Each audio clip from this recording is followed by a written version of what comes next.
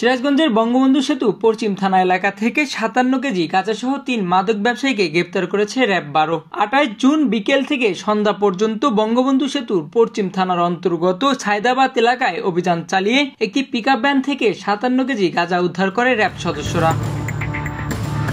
শুক্রবার সন্ধ্যায় এক প্রেস ব্রিফিংয়ের মাধ্যমে র‍্যাব-১২ company commander squadron leader Mohammad Ilias Khan জানান, রংপুর থেকে ঢাকাগামী একটি ট্রাকে গাঁজা পরিবহন হচ্ছে এমন গোপন সংবাদের ভিত্তিতে অভিযানে নেমে পিকআপ থেকে ৫৭ কেজি গাঁজা উদ্ধার করা হয়। গ্রেপ্তারকৃতরা হলেন কুমিল্লার দেবিদ্বার থানার পুয়াবাড়ি গ্রামের আলী আরশাবের ছেলে আল আমিন, হোসেনপুর গ্রামের লোকমান হোসেনের ছেলে সাব্বির হোসেন এবং মোর্শেদের ছেলে আনিস আহমেদ। এ সময় মাদক ক্রয় বিক্রয়ের কাজে ব্যবহৃত ৪টি মোবাইল, নগদ ৬,৬৭০ টাকা এবং একটি পিকআপ জব্দ করা হয়। পরে গ্রেপ্তারকৃত আসামিদের বিরুদ্ধে বঙ্গবন্ধু সেতুর পশ্চিম থানায় একটি মামলা দায়ের করা হয়েছে। তারাজ থেকে আনোয়ার হোসেন সাগরের তথ্যচিত্রে সিরাজগঞ্জ টাইমস।